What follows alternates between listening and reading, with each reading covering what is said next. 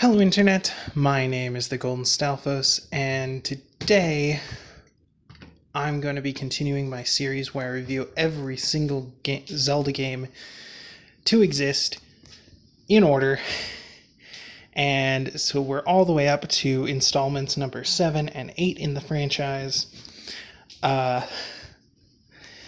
the Oracle games. Now, these came out together, so they're getting reviewed together. Also, they're kind of part of a package set. Um, these games are really interesting for a lot of reasons. First of all, they're developed by Capcom, which is really impressive. One, considering how good they are. I mean, not that Capcom is not a studio that can do good work. Obviously, they are. They've made a lot of great things in the past. But just that, the fact that Nintendo would trust them with this at all is impressive. And the fact that they would want to do it at all is kind of surprising. Especially considering that prior to this game coming out, the only Zelda titles made by a third party were the CDI games, which, I mean, didn't review very well. Now, I'm of the opinion that the CDI games, at least the first two, get more hate than they really deserve, because, well, for the time that they came out, which was before the N64 and all that, they were pretty good-ish. Like, they're buggy and they look horrible, but like, so did everything back then, and like, people talk about how janky these cutscenes are, but like, I don't know, man, it looks pretty in line with the cartoon series that that aired after this. And there are even aspects of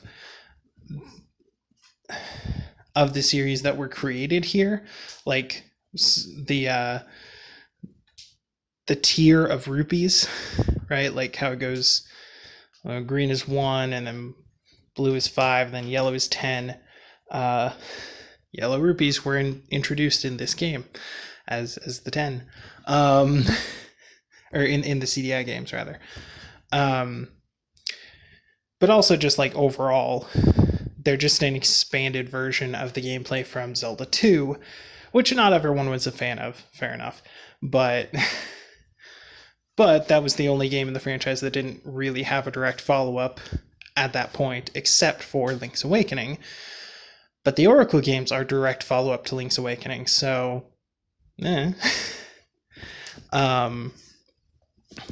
regardless of anything else, the CDI games weren't very good. I mean, I think it's unfair to give them as much hate as they get because they weren't significantly worse than everything else that existed at the time, but that doesn't make them good, right? Like, I think it's unfair to say that Atari, that the E.T. Atari game is so much worse than every other Atari title, because like 99% of Atari titles were shit, so who cares? But, everyone's got a place where they draw the line, and not everyone takes the full picture into perspective when they say how much they hate something. However, all of that context in place, the fact that Nintendo then said, you know what, Capcom, you abandoned us when we needed you most in the N64 race, and you made PlayStation even more popular than it ever could have been because of your Resident Evil and your Monster Hunter and your, lots of other good games. But we want to win you back, and we want you to be on board with us for our next console so badly that we will let you make some Zelda titles and put them on the Game Boy Color in the year 2000. This is like 2 years before the GameCube came out. They were trying to repair the relationship. One could argue it didn't really work, but whatever. Um, so I think that's why Capcom got to make these titles, and also the Minish Cap. Um, but what's surprising is the fact that they took it so seriously and did such a good job with it. And also, the like plot of these games is kind of surprising. So, continuity-wise, Zelda 1 happens, then Zelda 2 happens, then Link, travels the world with. So then Link sets off to travel the world for some unknown reason, and he ends up passing out on his voyage, enjoying the events of Link's Awakening. But then when he actually concludes his voyage, he washes up on an island, and that's where things get funky. So these games both play with time travel in slightly different ways, and they're both meant to be played like back to back,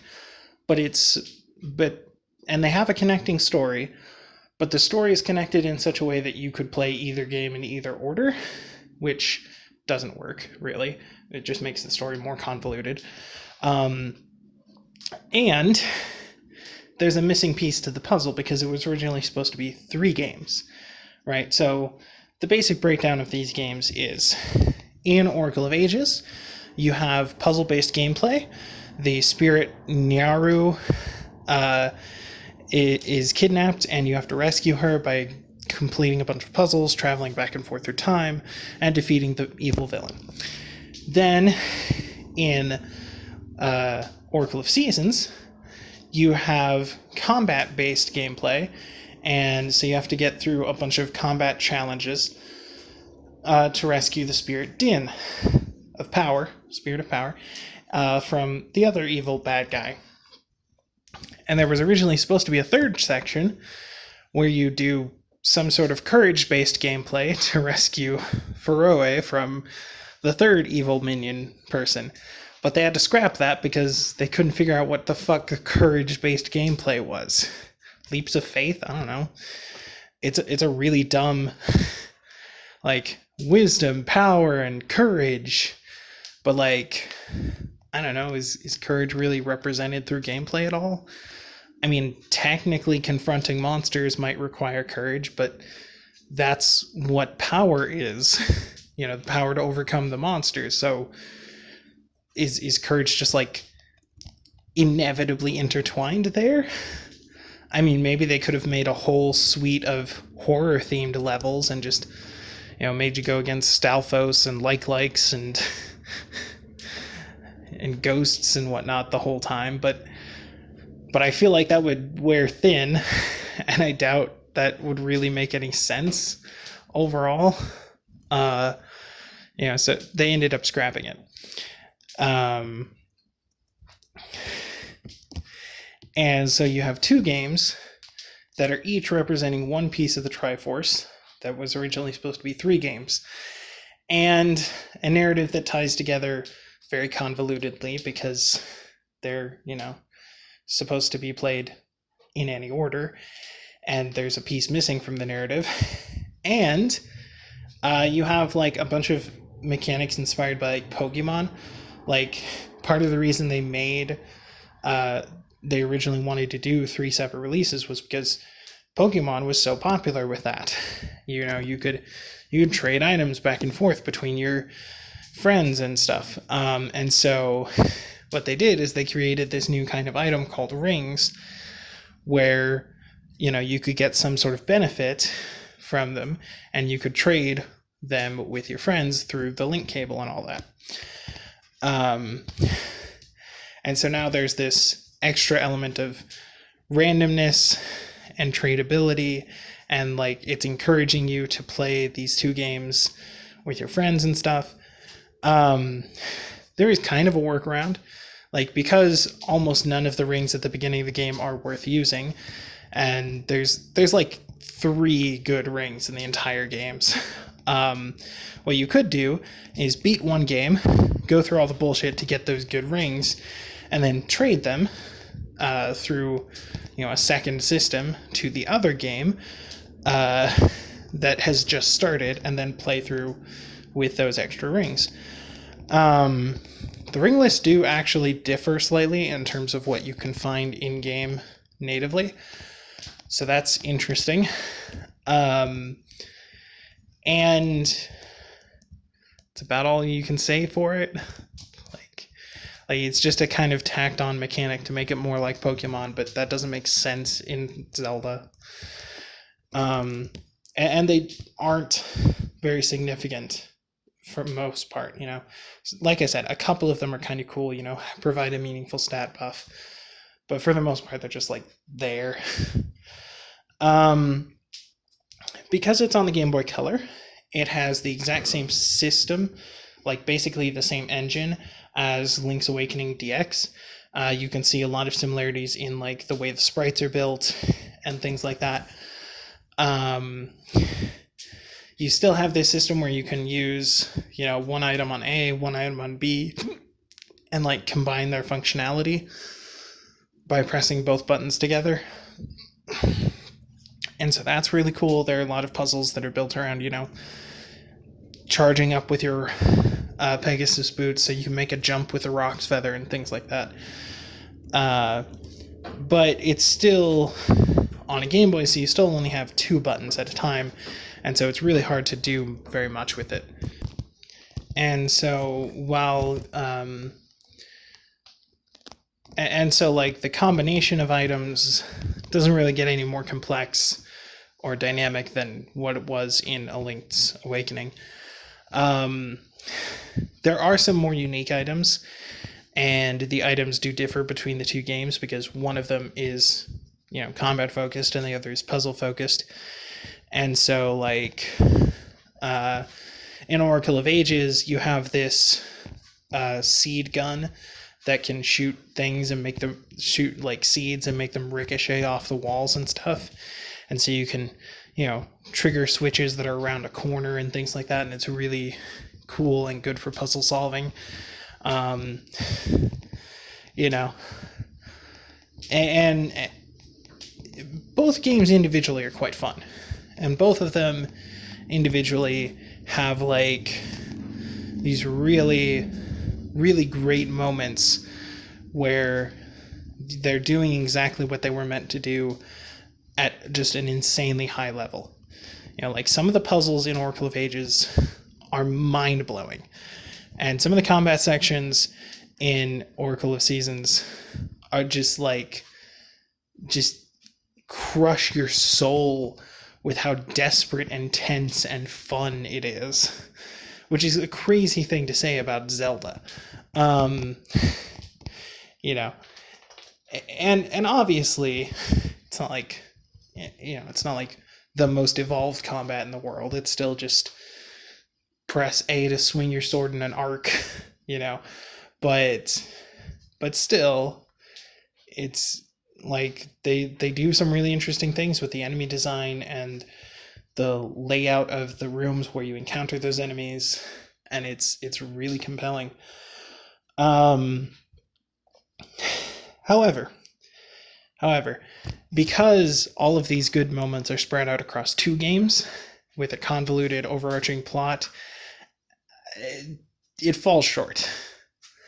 You know, like Oracle of Ages may have some better puzzles than Link's Awakening, but it isn't as good in terms of combat or character or exploration as Link's Awakening is.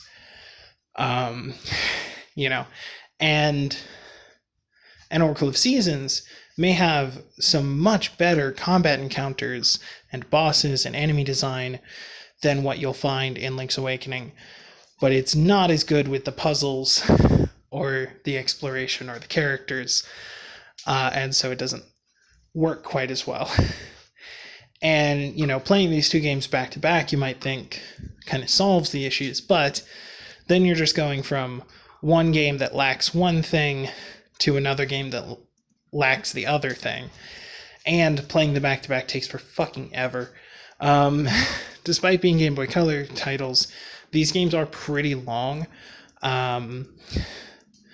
You know, they make a very good use of the time travel mechanic to extend the amount of space that exists in the game and make you, go through stuff repeatedly or in a new way, and so there's a lot of time that has to be put in to beat either of these games, and beating both of them back to back is just going to leave you feeling like you've spent the last week doing nothing but staring at these sprites and just dying inside. There are great moments, but when you're just pushing through like that for so long, the great moments kind of get lost in the shuffle, and the overarching confuddling narrative kind of rears its ugly head even more, and it just ultimately ends up being even less of a good experience compared to Link's Awakening, which is shorter than either of these games, but has no wasted space, right? There's not a single thing you would look at in Link's Awakening and say, yeah, I could just take that out, and it wouldn't change anything. The only thing that I might change at all is early on in the game, there's this mini game shop where you do one of those crane game things to collect items. And one of the items is just sitting there in the middle, and it's just a dumb Yoshi thing. And the other item is this sack for magic powder, which you need to get through the game. Like you can't really even open the first dungeon without having that sack. And it's on a rotating thing, and so it's very difficult to line up correctly. That's the only thing that I would say probably should be cut out or altered from Link's Awakening. Everything else about it was fucking flawless, and that's why the remake is so disappointing. I mean, yeah. I mean, you could make an argument that the special seashell thing is kind of unnecessary, but it's handled well enough for my taste. Whereas with the Oracle games, there's tons of things I would take out, tons of things I would change. And I think they are very much deserving of a remake.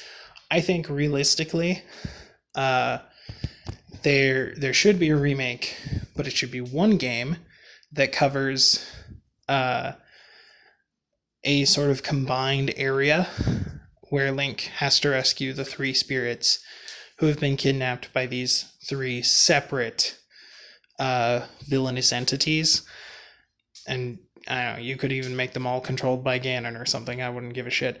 And that might undercut the otherwise unique aspects of this area, but But basically, you just have these three islands that are more or less connected to each other. And you could have the first two islands basically keep their existing mechanics, but, just cut out some of the more boring sections, and sort of heighten some of the things that were left out, right? So the Oracle of Ages area should get better combat, and the Oracle of Seasons area should get better puzzles, right? And then the third section will be sort of abridging these areas, and it'll be, something to do with courage. I would say that if you want to do courage-based gameplay, you can have Link fight, enemies that are evil and scary, spiders and goblins, but I mean those are the standard enemies of the series anyway, so or you can make scenarios where the player has to press on despite knowing that it's an uphill battle, or making it seem like it's an uphill battle. And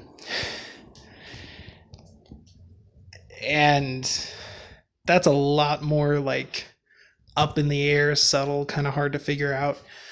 Um, or you could scrap the courage idea and just have, these connecting areas be like more explorative and have more, unique characters, mini games, things like that.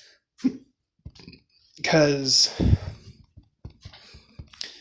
realistically, as far as dungeons go,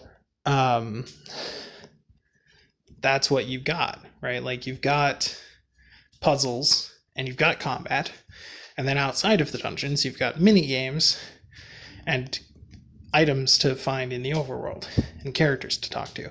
Like, that's how the games are broken down. So if you want a third wedge to represent things, then I would say, make some sort of collectible that's scattered throughout the world, and once you get all of them, it forms a key that can rescue Pharaoh or whatever. Like the evil bad guy kidnaps her, and you just chase right after him and go up to the temple. But when you get in there, he like puts a seal on the door and then scatters the pieces of the seal across the realm so that you have to find them. And some of them are rewards for mini games, and some of them are, just hidden in weird places. And, you could even work some like leap of faith things in so that, you have to be brave enough to make the jump, that kind of thing.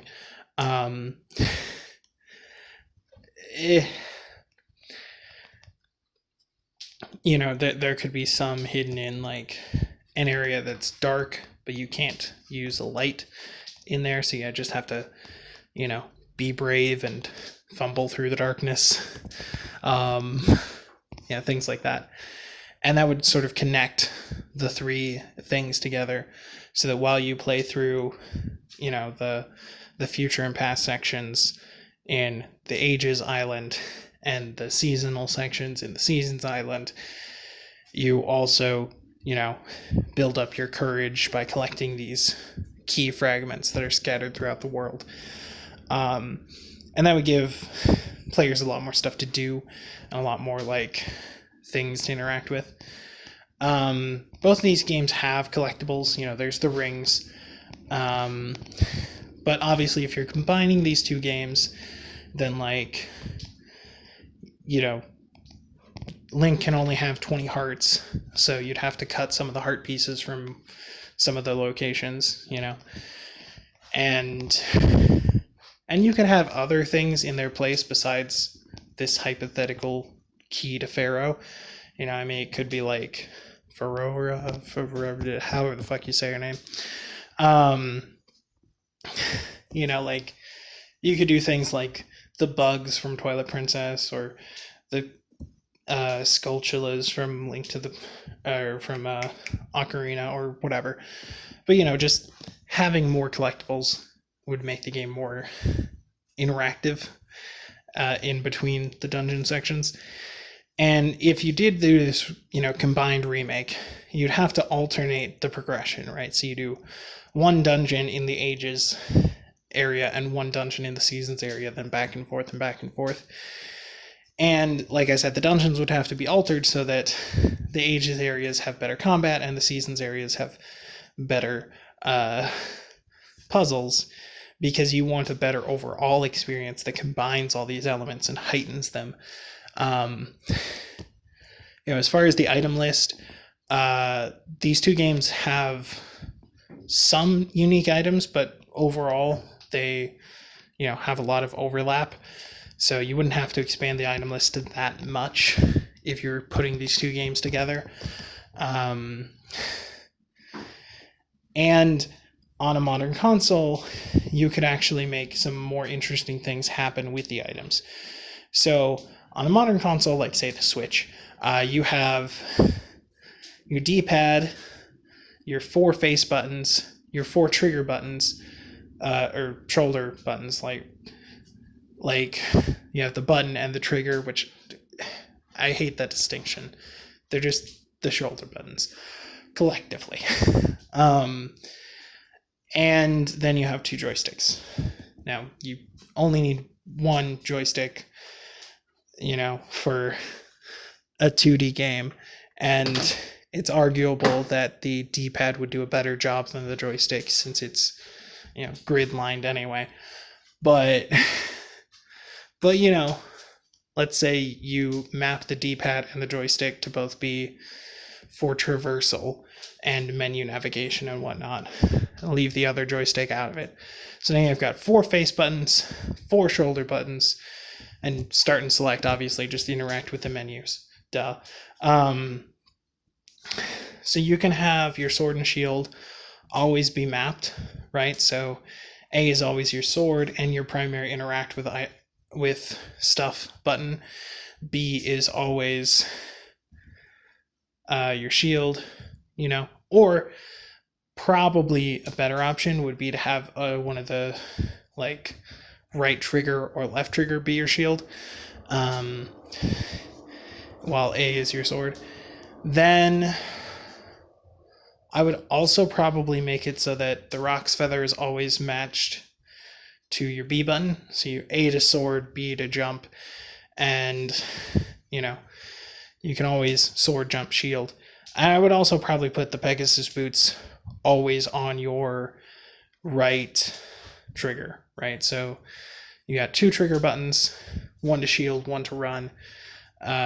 You can sword and shield and run and jump always, right? Well, once you've unlocked those items. And everything else, you'd have 5 buttons left, right? If you wanted to have add a nav character to bring it more in line with later games in the series, which I wouldn't recommend, but you could do it, and then you could just make the nav character be right button or left button, whichever. Probably left button. And then you'd have the 2 remaining face buttons and a right trigger, right button as your 3 remaining item slots, right? So you'd have 4 fixed items, 3 items that can be whatever you want in conjunction with those 4 fixed items, and and your nav character. Or you could ignore the nav character and have 4 fixed items and 4 items of your choice. And then if you have that set up, you have a lot more room for developing puzzles that use multiple items in sequence.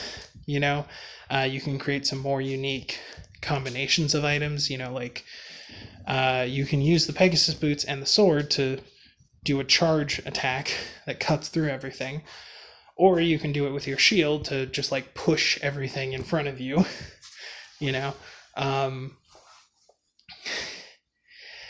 And you can interrupt any of those with the Rock's Feather to jump, right? And that's really just scratching the surface. There's so many other items you could use and combine. There's some items I would just cut off the list and turn them into straight upgrades. For example, the power bracelet. Having to equip that is dumb. Just make it an upgrade like you did in Ocarina. And so on. But yeah, I think if you really wanted to take the best parts of these games and combine them and leave out all the stuff that didn't quite work, and tighten up the runtime a little bit,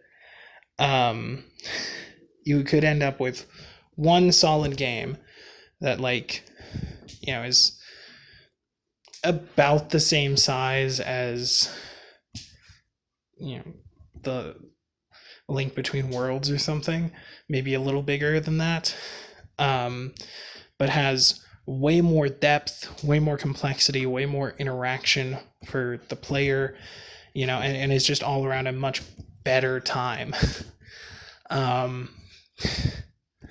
So yeah, that would be my recommendation if they were going to do a remake. But also, I don't really want them to do a remake because they aren't going to do that. Nintendo isn't going to do that. If Nintendo does a remake, what they'll do is they'll upgrade the sprites to look exactly like the Link's Awakening remake, and they won't change anything else about the games, and they'll release each of them separately for $40, even though they could both fit on one cartridge because they're money-grubbing bastards. And I don't want that, okay? I don't need that. I don't want that. Every Zelda remake so far has been terrible, right? You know, the N64 titles were ported to the 3DS, and like, sure, they're in HD, but like that matters when you're on a 4-inch screen and can't see any detail and everything is super pixelated anyway. You know, and also no care or effort was put into those models, right? Like, they were just thrown together HD models with the assumption that anything in HD is going to look better than anything on the N64. But, you know, on the N64, they knew how shitty the polygons looked, and so they spent months perfecting the models and making them as perfect as could be. And so, like, you know, that shows. That effort shows, and it compensates for the shittiness of the polygons. And because of that, the N64 titles still look better, you know? Because they tried harder. And then, of course, when everyone was waiting for Breath of the Wild for, 8 years, they decided to re-release Wind Waker and Twilight Princess. No improvements, no upgrades, nothing worthwhile to talk about. I mean, in Wind Waker, they added an item you can go out of your way to get that makes using the Wind Waker unnecessary. So, cool. That totally fixes all the problems that people had with the game. Like, that's it. That's all they did. Stupid, but whatever.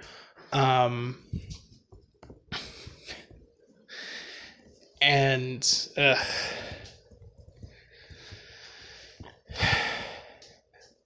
then in Twilight Princess, all they did was add a wolf version of the Trials dungeon. That's it. And you can only use that with an amiibo anyway.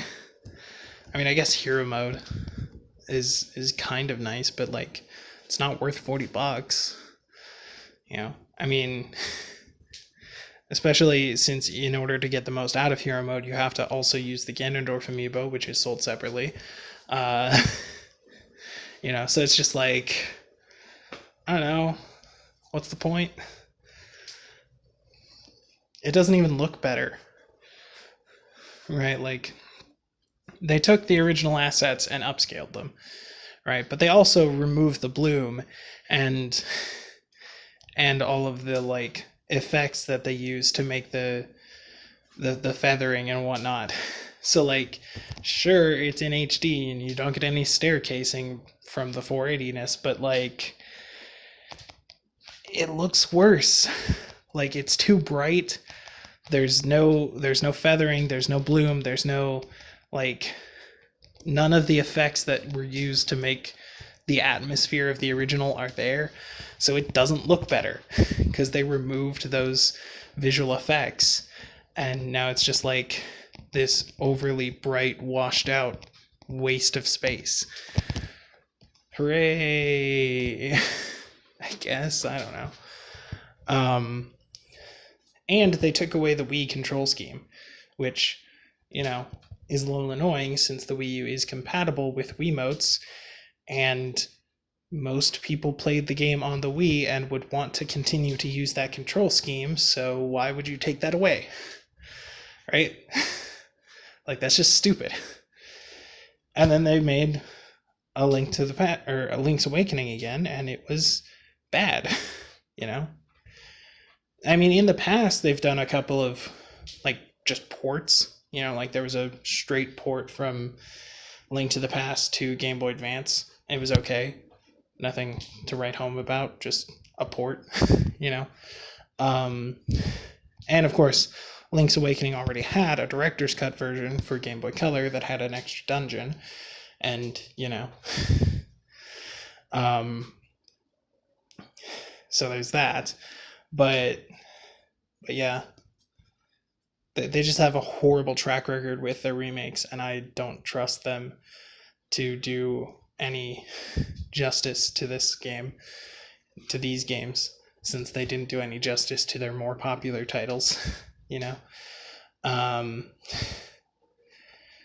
so yeah, ultimately, I'd say that the Oracle games reach higher highs than Link's Awakening, but they also reach lower lows, and there's a lot more in between stuff to muddle through.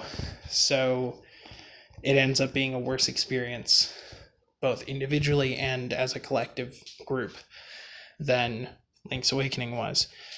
So they're great. They have a lot of potential. They introduce a lot of cool new ideas and expand on Link's Awakening formula in some really interesting ways, but they don't go as far as they could go. And it's really frustrating to me that this gameplay formula wasn't expanded on in any future 2D titles, you know? It's kind of baffling to me that when Capcom moved to Game Boy Advance, they didn't make a better version of this. They made a completely different kind of game, which I'll be talking about next time. And not to spoil anything, but I don't think that Minish Cap is an improvement over the Oracle titles. Not to say it's bad, but I don't think it's an improvement. And so we're just kind of languishing in this world where the best 2D Zelda game is the one that came out, you know, third in the entire history of this series. And even though there were moments where we could have surpassed it, we haven't. And it's frustrating to me because games have evolved so much over the years. We should have been able to build on that system and improve it and expand it and make better games, but we haven't, and it's infuriating. So yeah, overall I'd say the Oracle games are pretty good. They have some pretty great high points, but honestly, because of the issues with the narrative and the fact that, you know, they each only focus on one gameplay mechanic and so forth, I don't even think I would put them above Link to the Past. I mean, Link to the Past isn't beating them by much, but it is beating them, and that's sad. They had a lot of potential. They could have been much better. And a properly done remake, like I discussed earlier in this video, could be the best Zelda game ever made, but that's never going to happen. Nintendo's not good with their remakes. They don't give a shit. You know, the purpose of remaking a game is to do all the things you couldn't do before, right? You make it look better, sure, but you know, you fix all the things that were done out of necessity because of hardware limitations and, you know, and crunch time and bad funding and all of the other stuff that gets in the way of a game. And now, you know, with the benefit of 10 years later or more sometimes, you have the ability to not fall victim to those same issues, you know, fix those problems. And too often we see developers who don't care enough to fix those issues, and they don't want to, you know, bring out the perfect version of the game. They just want a cheap re-release to make $40 on and call it a day. And I hate it. I hate it. I hate it. I hate it.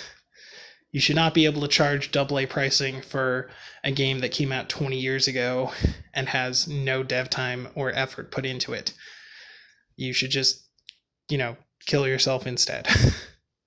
That goes triple to whoever the fuck made that shitty ass Dark Souls remaster. Well, they updated the netcode and yeah, sure, that'd take a day. Great. They didn't even do anything. They just copied the netcode from Dark Souls 3, which was already built on the same engine as Dark Souls 1 because FromSoft doesn't rebuild their engine. They just expand on it. That's why the same glitches that are in Demon Souls are in Dark Souls 3, because they've been using the same engine this whole time, and not fixing the problems with it. So, remakes should be improvements. Sequels should be improvements.